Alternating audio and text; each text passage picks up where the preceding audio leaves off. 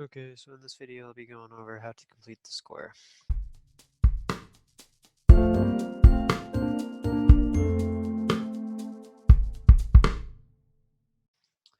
So let's say you wanted to find the zeros of some quadratic equation.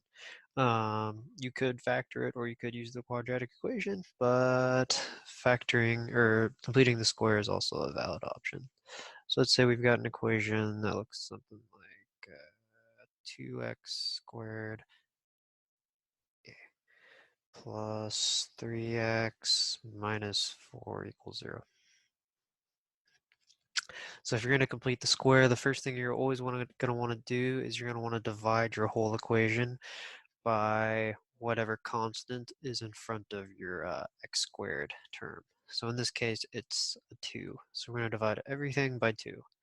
So we're going to get x squared plus 3 over 2 x minus 2 equals 0. So now you're going to want to move your c term over. So in this case, it's a negative 2. So we're going to have x squared plus 3 over 2x equals 2.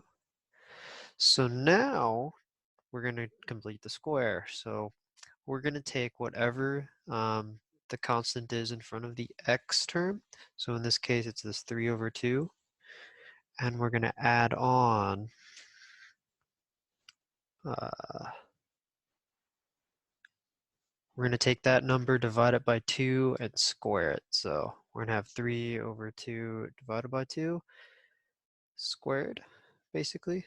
And so to clean that up, that's going to turn into 3 over 4 squared. So we're going to have 3 over 4 squared equals 2. And since we added something onto the left side, we're going to have to do the exact same thing on the right side. So we're going to have and I'm just going to square it out too. So it's going to turn to a 9 over 16. So next thing you're going to want to do is you're going to simplify this left side. So whatever this term is you've got here, in this case it's this 3 over 4 squared, you're going to end up with x plus whatever this number is. So in this case it's 3/4. And you're going to take that whole quantity and square it. So you'll notice if you were to square this out now, you'd get you'd get the x squared plus 3 over 2x plus 3 over 4 quantity squared. And now I'm just going to combine these two together, going to get them into a common denominator. So 2 plus 9 over 16 is going to turn into 32 over 16 plus 9 over 16, which is just going to be 41 over 16.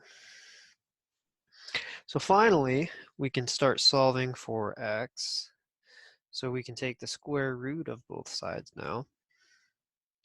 So we're going to end up with an x plus 3 over 4 equals the square root of 41 over 16.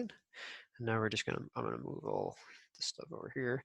So then we can finally have x equals, oh, and there should be a plus or minus on this square root.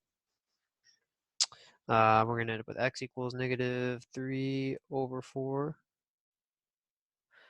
plus or minus the square root of 41 over 16. Notice we can rewrite this as negative 3 over 4 plus or minus the square root of 41 all over the square root of 16, which equals negative 3 over 4 plus or minus square root of 41 over 4.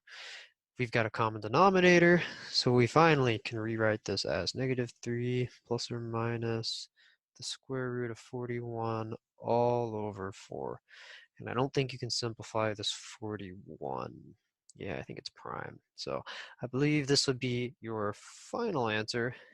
For me personally, I don't like completing the square. It seems like a little bit extra work compared to, like, in this case, I'd probably use the quadratic equation, but you'll probably be asked to do it, so this is how you do it.